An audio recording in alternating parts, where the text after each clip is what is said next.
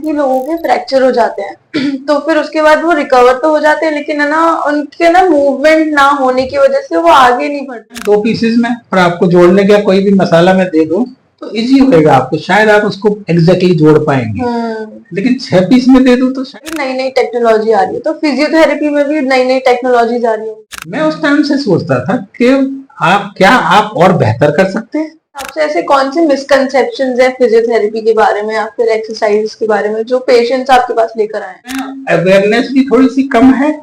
एक तो अभी जो जनरेशन है वही तो पढ़ी लिखी है। वो है ना, कभी कभी घुटने में दर्द होने लगता है, कभी कुछ होता है, तो ऐसे क्या साइंस होते हैं जो लोगों को पता चले कि हाँ ये साइन है कि मुझे फिजियोथेरेपिस्ट को। जितनी क्वेश्चन भी आई है सबसे इम्पोर्टेंट क्वेश्चन होना चाहिए आपका आगरा के दृष्टिकोण से। उनको क्या एडवाइस देना चाहेंगे जो अपना फ्यूचर इसमें लेके चलना चाहते हैं फिजियोथेरेपिस्ट में, स्टूडेंट्स के लिए? मैं तो बोलूंगा वेलकम टू अवर फ्रेटर्निटी।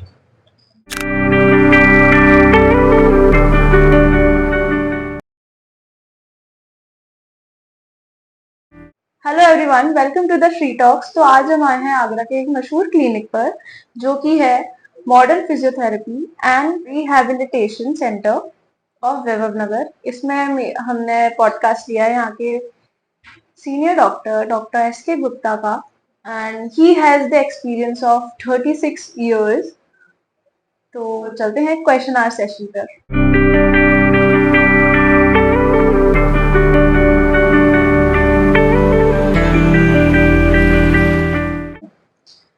तो इसके बाद में सर आपसे एक चीज और जानना चाहती हूँ कि जैसे कि लोगों के फ्रैक्चर हो जाते हैं तो फिर उसके बाद वो रिकवर तो हो जाते हैं, लेकिन है ना, उनके ना मूवमेंट ना होने की वजह से वो आगे नहीं बढ़ पाते, तो उनके लिए आपका क्या देखिए, फिजियोथेरेपी और द मेडिकल ट्रीटमेंट ये एक प्लान्ड वर्क है। इट इज नॉट दैट कि आपने जो करा लिया वो हमेशा के लिए आपने भाई आप गलती से भाई खराब किस्मत से आपको इंजरी हो गई, आप गिर गए, आपको टूट गया ना, वो सर्जन ने अपना काम कर दिया। जैसी स्थिति, कोई भी डॉक्टर आपका कोई भी काम खराब नहीं करता है। लोग बोलते हैं ऐसा कि सर मेरा ऑपरेशन खराब कर दिया। अरे भैया, जब उसमें 6 टुकड़े थे हड्डियों के, तो हड्डियों को 6 टुकड़े जोड़ने के लिए मुश्किल तो होता है। 2 टुकड़ों को जोड़ना, आप एक प्लेट को तोड़ लें 2 पीसेस में और आपको जोड़ने का कोई भी मसाला मैं दे दूं तो इजी होएगा आपको, शायद आप उसको एग्जैक्टली जोड़ पाएंगे। लेकिन 6 पीस में दे दूं तो शायद कहीं ना कहीं थोड़ा सा टेढ़ा हो जाएगा। ओके, तो बायोमैकेनिकली उसमें एक प्रॉब्लम आ गई कि सपोज 5% प्रॉब्लम्स आ गई। अब उसको कैसे और कितनी लिमिटेशंस के साथ में, वो फिजियोथेरेपिस्ट का और ऑर्थोपेडिक सर्जन्स का काम होता है कि उनको उनकी लिमिटेशंस को बताया जाए कि ये आपकी, जैसे मैंने पहले ही बोला था कि रिस्क फ्रैक्चर है तो आपको लिमिटेशंस बता दें। लेकिन अभी जो एडवांसमेंट तो मेडिकल फील्ड्स में आया है वो मैजिकल है। मिस्टेक्स की या फिर बहुत सारी चीजों को आपको, क्योंकि आप जो सर्जरी कर रहे हैं सब कुछ आपके स्क्रीन पर दिख रहा है कि हाँ भाई 1 मिलीमीटर और इसको हम ऊपर चढ़ा दो तो ये अलाइंड हो जाएगा। ओके, पहले वो विजुअलाइज किया जाता है, तो बहुत कुछ इजी हो गया है, कैमरा दिखाता है, फिजियोथेरेपी उसको आगे बेहतर करके जाती है। And results of the orthopaedic work की बात करें, मैं बोलूंगा कि अगर हम सर्वे कर लें 100 पेशेंट्स का रैंडमली, मेरे ख्याल से 95% विल बी सेटिस्फाइड कि नहीं आई एम गुड। और टाइम के साथ में जो गलती, पता है पेशेंट क्या करता है, लाइक मैं पैर की बड़ी फीमर की बात कर लूं, अगर उसका फ्रैक्चर हुआ है, उसका कंसोलिडेशन पीरियड करीब 8 महीने का है। पेशेंट चौथे महीने से सोचने लगता है कि मैं ठीक क्यों नहीं हूं। भैया, उसका कंसोलिडेशन टाइम ही 8 महीने का है, तो आप 8 महीने तो वेट करिए। ठीक है, तो ये भी होता है कि पेशेंट जो है चौथे या 5वें महीने ये आपको बोलने लगता है, या पड़ोस में बोलने लगता है, या अपने घर में बोलने लगता है, मेरा ऑपरेशन सही नहीं हुआ, इसमें दर्द क्यों। ऐसा होता है। तो मैं आपसे एक चीज और जानना चाहती हूँ कि जैसे कि अभी नई नई टेक्नोलॉजी आ रही है, तो फिजियोथेरेपी में भी नई नई टेक्नोलॉजीज आ रही होंगी, तो ऐसी कौन सी टेक्नोलॉजी है जो आपको बहुत एक्साइट करती है? मैं आपको बताऊं, मैं अपना, क्योंकि मैंने अपनी स्टडीज बहुत पुरानी और बहुत सारे बहुत बढ़िया लेवल पे किया हुआ है, तो वो अब मैंने तो बहुत पीछे छोड़ दिया। और मैं राइट फ्रॉम द बिगिनिंग। पता नहीं क्यों मैं ऐसा नहीं बोलूंगा कि मैं बहुत सुपर इंटेलिजेंट हूँ। जब मैं किताब पढ़ता था, इवन जब मैं 10th में पढ़ता था, तब भी मन में भी ये विचार आता था कि ये किताब भी तो किसी आदमी ने लिखी है। Okay, even the technique of के, अगर मैं फॉर एन एग्जांपल बोलूं कि इसको करने की ये एक्सरसाइज उसने बताई कि ऐसे कराना चाहिए, ये किसी बंदे ने उसका एक वीडियो या फोटो डाल के किताब में छापा, उसको ऐसे कराना चाहिए इस कंडीशन में। मैं एग्जांपल किसी भी डिसीज का नहीं दे रहा हूं। मैं उस टाइम से सोचता था कि आप और बेहतर कर सकते हैं। अभी मैं आपको बता दूं कि I think 70% of the work, देखिए इसमें कोई डाउट नहीं है कि ये जो मुट्ठी है ये इतनी ही बंद होएगी और इतनी ही खुलेगी, ये इससे बियॉन्ड तो जाएगी नहीं, ठीक है, लेकिन उसके पैटर्न्स डिफरेंट हो सकते हैं। फॉर एन एग्जांपल मैं बताऊं कि अगर मैं इस मुट्ठी को टाइट बंद करना मेरा फोकस है, सपोज मेरी फिंगर्स में इंजरी है और मैं बॉल दबा रहा हूँ, जो कि बड़ा कॉमनली बोल दिया जाता है कि बॉल दबाई। अब मैं बॉल को तो मैं यहीं तक तो दबा रहा हूँ और मैं फिर छोड़ रहा हूँ, फिर मैं दबा रहा हूँ, तो मेरा रेंज ऑफ मोशन कहां तक जा रहा है? यहीं तक जा रहा है। ओके, तो अगर मैं बोलूं कि नहीं मुझे आप अपनी इस फिंगर को दबाइए और वो फिंगर नहीं दब रही है, तो फिर मैं बोलता हूं अपनी इसको दबाइए और फिर ग्रेजुअली 2 फिंगर्स दबाइए और फिर 1 फिंगर दबाइए और फिर बिना फिंगर दबाइए, तो आप अपने टारगेट को। तो इंस्ट्रूमेंट से ज्यादा मुझे एक्सरसाइजेस, थेरेपी एंड अपनी टेक्निक्स और उसको कैसे एनहांस करते हैं उसको मुझे ज्यादा बेहतर लगता है। हाँ, मैं इंस्ट्रूमेंट को शायद दूसरे नंबर पे रखता हूँ। मैं अपनी बात कर रहा हूँ, मुझे दूसरों की बात नहीं कर रहा हूँ। तो आपके हिसाब से नेक्स्ट मैं ये पूछना चाहूंगी सर कि आपके हिसाब से ऐसे कौन से मिसकंसेप्शंस है फिजियोथेरेपी के बारे में या फिर एक्सरसाइज के बारे में जो पेशेंट्स आपके पास लेकर आए हैं? नहीं, मिसकंसेप्शंस एक्चुअली थोड़ा सा समाज में अवेयरनेस भी थोड़ी सी कम है। एक तो अभी जो जनरेशन है वही तो पढ़ी लिखी है। पहले अगर मैं बोलूं कि जो लोग, अक्सर तकलीफें किसको होती है, जो अब 50 साल की एज से ऊपर के लोग हैं। अब आप एक सर्वे करें कि 50 साल से ऊपर के लोगों की एजुकेशन का लेवल क्या है, कम है, ठीक है, तो यानी एक्सपोजर टू द थिंग्स बहुत कम है, उनको इन चीजों की जानकारी नहीं है। वो हर चीज को ऐसा सोचते हैं कि एक्सरसाइजेस, अरे उसमें क्या है, बस हाथी तो चलाना है। अब मैंने आपको एग्जांपल दिया था अभी। हाँ। ओके, तो हाथी तो चलाना है ऐसा नहीं है। ओके, मैं समझता हूँ कि लोगों को एक राइट पैटर्न ऑफ वर्किंग समझना चाहिए। बहुत सारे लोग ऑनलाइन वर्किंग करते हैं। ऑनलाइन वर्किंग बेहतर विकल्प हो सकता है कि आप जा नहीं पा रहे, टाइम सेविंग हो सकता है, लेकिन सर्टेनली आप जो सामने कर रहे हैं और जो ऑनलाइन कर रहे हैं उसमें आप कहीं ना कहीं आप मिस्टेक कर रहे हैं, बिकॉज फिजियोथेरापिस्ट भी नहीं समझ पा रहा है और पेशेंट भी जो गलत कर रहा है वो उसको भी नहीं बोला यार तू जो कर रहा है करता रहे, अब मैं क्या, पोस्चर रॉन्ग हो जाता है बहुत।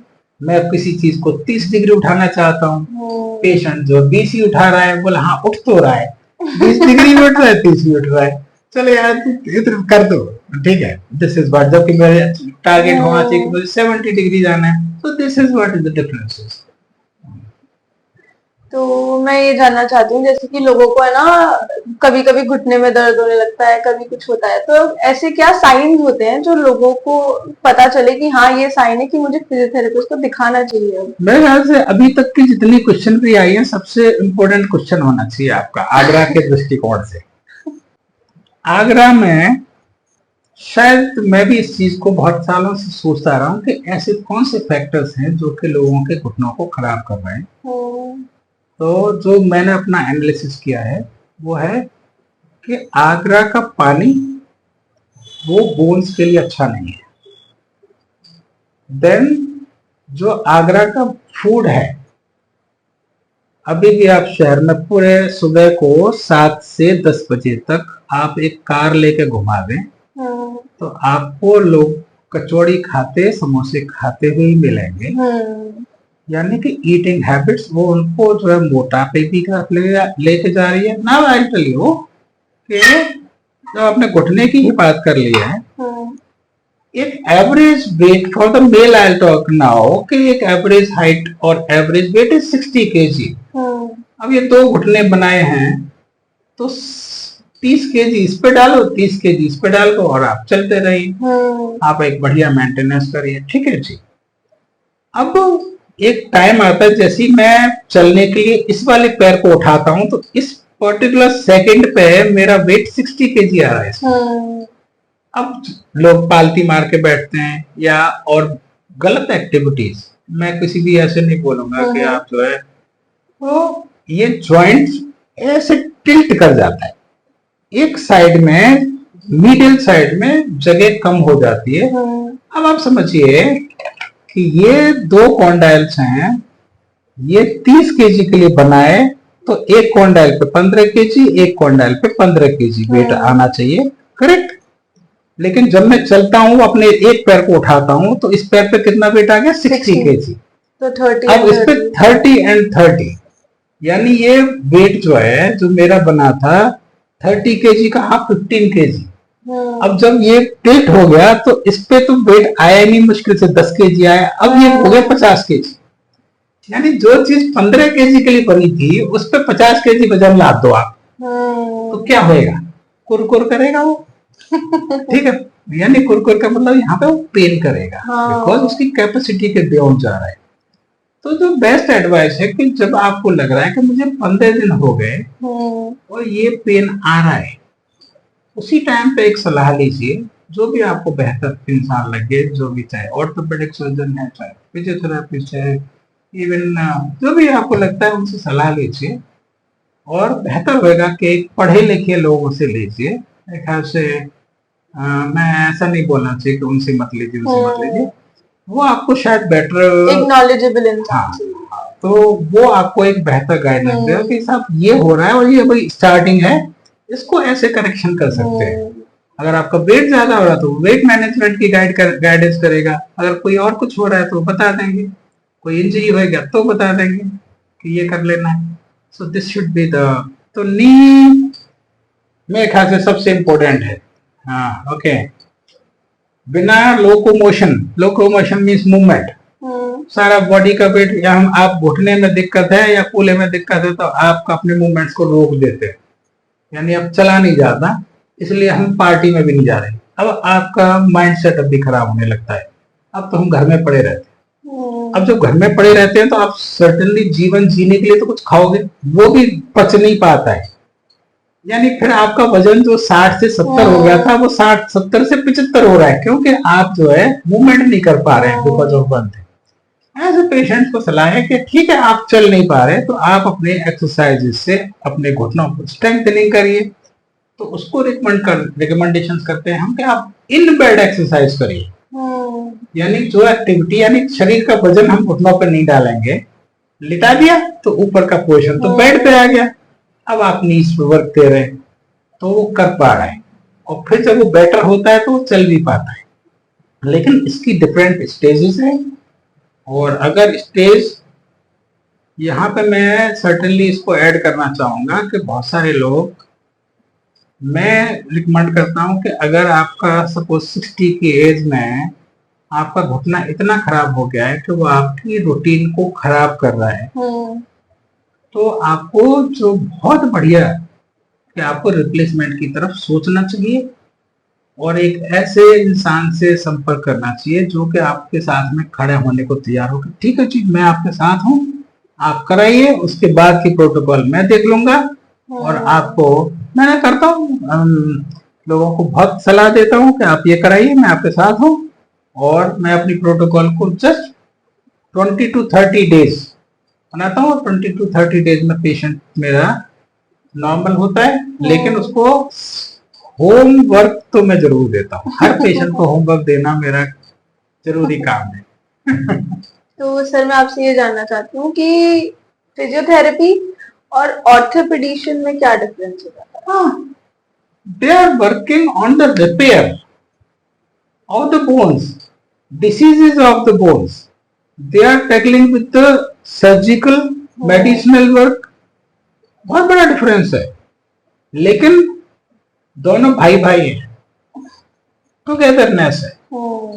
अगर वो फ्रैक्चर सही जगह पर नहीं जुड़ा है तो मैं भी काम को बढ़िया नहीं कर पाऊंगा, और अगर मैंने काम बढ़िया नहीं किया है तो उनका केस भी फेलियर की तरफ जा रहा है। तो ये तो दोनों का साथ साथ का काम है। और आजकल तो यही नहीं, सभी पूरी मेडिकल स्पेशलिटीज का एक कंबाइंड वर्क है। दिस इज हाउ एक सीरियस पेशेंट जो कि बड़े हॉस्पिटल में एडमिट होता है, उसकी टीम में कि वो किडनी की प्रॉब्लम्स है सपोज, फिजिशियन अपना फिजिशियन अलग है, उसका जो किडनी स्पेशलिस्ट है वो अलग है। अगर उसको उसकी वजह से कुछ यूरिन की प्रॉब्लम है तो उसका यूरोलॉजिस्ट अलग है ना। पेशेंट बेड में पड़ा हुआ है तो उसको ये हो रहा है तो उसको वीक ना हो जाए तो मालूम पड़ा कुछ चलना बंद करे, उसका फिजियोथेरेपिस्ट अलग है। तो एक टीम वर्क है ये, अभी treatment is not a single person work. Okay, तो सर मैं आपसे ये पूछना चाहती हूँ कि स्ट्रेस और जो फिजिकल पेन होता है लोगों के में, तो इसका कोई लिंक होता है क्या?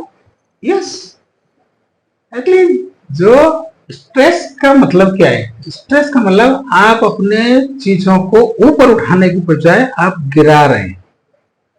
गिराने का मतलब हुआ कि आपकी चीजें सिकुड़ रही हैं। यानी कि अगर मैं अपनी चेयर पे ऐसे बैठा हूं तो मैं इरेक्ट हूं और मैं बढ़िया हूं, और अगर मैं ऐसे हूं तो मैं यानी कि मैं अपने आप को डाउन कर रहा हूं। तो स्ट्रेस इज व्हाट इज, यानी कि चीजें मेरी डाउन जा रही हैं, तो उसमें आपका ब्लड वेसल्स भी है, now the pressure comes in. Body जो है एक ऐसे काम करती है, आपका बॉडी वेट है, आप श्रिंक करें, आप जो है एक आपके ब्लड वेसल्स, आपकी नर्व्स, आपके खून का दौरा, आपका मेंटल लेवल, इवन इसमें जो है हार्मोनल इम्बैलेंसिंग सब कुछ होता है। वो आपके ये नहीं किसी को तकलीफ हो रही है, वो ही तकलीफ का कारण बन सकता है। यानी कि आपका एंजाइटी और स्ट्रेस अपने आप में एक तकलीफ का कारण बन सकता है। मैं यहाँ पे पोजीशनिंग की और पोस्चर की बात ही नहीं कर रहा हूँ। तो अपने आप को, इसीलिए मैं आनंद वर्ड को बहुत यूज करता हूँ।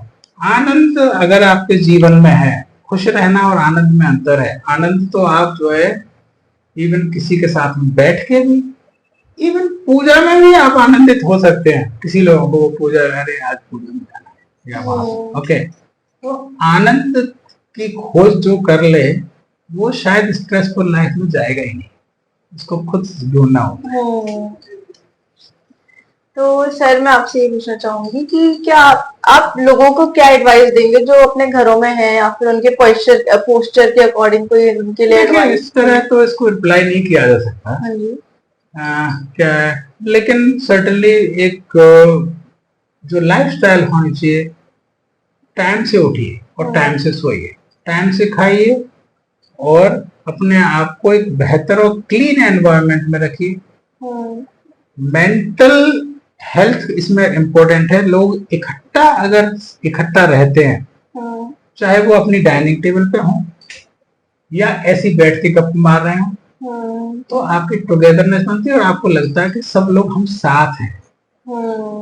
अगर कोई घर का एक इंसान अगर वो अकेलापन महसूस कर रहा है तो वो बहुत कुछ अंदर सोच रहा है कि अब मैं अकेला हो गया हूँ या अकेली हो गई हूँ, ओके, तो वो डाउनफॉल की तरफ जाता है। तो शरीर के सारे जो वाइटल ऑर्गन्स हैं वही भी अपना डाउन जाना शुरू कर देते हैं। तो एक तो इस एनवायरनमेंट में रहना चाहिए। एक्सरसाइज में पहले की तरह के बहुत इंपॉर्टेंट पार्ट है, ओके। तीसरा, फिर से खुश रहिए और आनंदित रहिए। मेरे ख्याल से सबसे पोस्चर एंड वॉक। पोस्चर तो अगर आप एक्सरसाइज कर रहे हैं तो आप उसको मेरे ख्याल से आप कर पाएंगे। आपने पूरे दिन आप ऐसे बैठे थे, आपने शाम को एक्सरसाइज करके आपने अपने आप को ऐसे कर लिया तो काउंटर कर दिया है। यानी कि सब्जी में नमक ज्यादा हो गया है तो दही डाल दो, बराबर हो गया। तो सर मैं आपसे एक चीज और पूछना चाहूंगी कि ऐसी कौन सी कॉमन प्रॉब्लम्स है जो फिजियोथेरेपिस्ट में लोग फेस करते हैं आजकल? आपको सरप्राइज होगा कि 36 ईयर 37 ईयर में ऐसे बहुत सारी प्रॉब्लम्स थी जो कि मैंने पहले के हाफ में, यानी पहले के 20 साल और अब के 17 साल, 20 साल में मैंने शायद जैसे पेशेंट्स को मुश्किल से 20 पेशेंट देखे होंगे, तो अब 20,000 देख लिए। तो उसका जो मैं अवलोकन करता हूँ वो ये है कि लोगों के अंदर एक तो खान पीन बहुत चेंज हुआ है, एडल्ट्रेशन खाने में बढ़ा है, लोगों को नोट कमाने की स्थिति आ गई है, तो वो कुछ भी आपको खाने में परोस देंगे जो कि सस्ता बैठे, यानी कि सरसों का शुद्ध तेल या देसी घी वो तो बहुत महंगा है, तो वो तो आपको सस्ती क्वालिटी, बोला जी मैं कचौड़ी आपको 13 रुपए की दे रहा हूँ, 14 रुपए की दे रहा हूँ, 10 रुपए की दे रहा हूँ, ओके, लेकिन उसकी कॉस्ट अगर उसने बढ़िया उसमें बनाया तो वो शायद 25 रुपए में बनेगी, और एक आदमी खिला रहा है 13 रुपए के, 13 रुपए वाला सक्सेस हुआ 25 रुपए वाला, तो गया बिजनेस में। तो दिस इज ऑल्सो एक आइडियली मुझे ऐसा लगता है कि सरकार को ये फूड एडल्ट्रेशन पे बहुत जोर से ध्यान देना चाहिए। तो जो काम मैंने ऐसे पेशेंट जो कि पहले के हाफ में मैंने 20 देखे हो, अब 20,000, तो सर्टेनली कुछ न कुछ अपनी मानसिकता में भी चेंज आया है कि ठीक है वो कचौड़ी खराब तेल की देख रहा है तो आप खाओ ही क्यों, मैं तो ऐसा मानता हूँ। तो ये भी चीजें हैं, तो क्वालिटी की तरफ जाए, हाँ, क्वालिटी को एनहांस करना चाहिए, अपनी लाइफ को बेटर कैसे कर सकते हैं, हमें क्या खाना है। इवन मैं तो फ्रूट्स का सिलेक्शन भी, जो बिग फ्रूट्स हैं उसमें एडल्ट्रेशन के चांसेस ज्यादा हैं, कि बोल देते हैं तरबूज में इंजेक्शन लगा देते हैं, आपको तो पता ही नहीं चल रहा कि वो कैसा है, वो तो रेड होगा, लेकिन अंगूर में नहीं लगाएगा शायद, ओके। तो ऐसे फ्रूट्स का चुनाव कर लें जहां पर एडल्ट्रेशन के चांसेस कम हो। हाँ, नहीं तो ये तो पॉसिबल नहीं है कि आप अपने घर में सारी चीजें उगा लो। तो मेरा आपसे एक क्वेश्चन और है कि आप उनको क्या एडवाइस देना चाहेंगे जो अपना फ्यूचर इसमें लेके चलना चाहते हैं फिजियोथेरेपिस्ट में, स्टूडेंट्स के लिए? मैं तो बोलूंगा वेलकम टू अवर फ्रेटर्निटी, और ये वेलकम तो है लेकिन देश और पूरे विश्व के लिए बढ़िया चीज नहीं है। मैं तो सोचता हूँ कि जिस देश में नंबर ऑफ पेशेंट्स की संख्या कम है वही देश खुशहाल है। नंबर ऑफ हॉस्पिटल्स और नंबर ऑफ स्पेशलिस्ट कम होना या ज्यादा होना ये बता रहा है कि आपका देश ज्यादा बीमार है, इसलिए आपके यहाँ स्पेशलिस्ट ज्यादा है। तो हमें प्रिवेंटिव मेडिसिन पे ज्यादा जोर देना चाहिए, लेकिन फील्ड मेरा बहुत अच्छा है। I am very much satisfied कि मैं एक ऐसा काम कर रहा हूँ जो कि वाकई समाज के लिए एक बढ़िया प्रेरणा स्रोत है। तो मैं आपसे पूछना चाहूंगी कि आपको कैसा फील होता है जब आपने जिस पेशेंट को ठीक किया हो वो एक और पेशेंट को लेकर आया? बहुत बढ़िया फीलिंग आती है। इसका मतलब जो आदमी आपको दूसरा पेशेंट लेकर आ रहा है, इसका मतलब वो एक्सट्रीम ऑफ सेटिस्फेक्शन पे है। हाँ। तो मैं तो चाहूंगा कि मैं तो खुद भी अपनी प्रोपेगेंडा कभी नहीं करता हूँ, और मैं चाहूंगा कि जिस किसी को जो पेशेंट ठीक हुआ है वह लेके खुद आ रहा है या फिर उसको रेफर कर रहा है, तो इसका मतलब आपकी रिकमेंडेशन कर रहा है कि हाँ आप बेहतर काम कर रहे हैं। तो मुझे एक सेटिस्फेक्शन मिलता है कि शायद मैं एक बेहतर काम कर रहा हूँ, इसीलिए लोग ऐसा कर पा रहे हैं, और मुझे एक बढ़िया काम करने का प्रेरणा स्रोत भी है। तो मैं आपसे एक चीज और पूछना चाहूंगी, आपका डे क्लिनिक पर कैसा रहता है जब यहाँ पे लेस पेशेंट होते हैं? ऐसा लगता है कि आज हम खाली क्यों हैं, और कभी कभी मन में फिर ऐसा विचार आता है कि ऐसा तो नहीं कहीं हम काम अच्छा नहीं कर रहे हैं इसलिए पेशेंट कम हो गए हैं। तो हमें एक बेहतर काम करने के लिए वो प्रेरणा करना चाहिए, और मैं ऐसा सोचता हूँ कि ऐसा तो नहीं कि हमने कल हमारे पास पेशेंट बहुत ज्यादा थे तो हम शायद अटेंशन कम दे पाए क्या उनके ऊपर, तो उसको और बेटर करने की कोशिश कर। तो ये हमें एक लेसन देना चाहिए कि ये एक लेसन है कि पेशेंट जो है कम आए, इसका मतलब आपको और बेहतर करने की जरूरत है। तो मैं आपसे लास्ट चीज ये पूछना चाहूंगी कि आपका एक्सपीरियंस कैसा रहा टीएसटी कोच के साथ हमारे चैनल के साथ? You are amazing, very nice. मुझे तो ऐसा लग रहा है कि आपने इतनी सारी क्वेश्चन भी बनाई कैसे? और थोड़ा सा पजल था, पर मैं शायद देता गया, आपका जवाब पता नहीं कैसा देता। It was absolutely very, I wish the Shri talks a very successful life coming ahead. Thank you sir. तो अगर आपको हमारा वीडियो अच्छा लगा हो तो हमारे चैनल को सब्सक्राइब करिएगा। जय हिंद, जय भारत।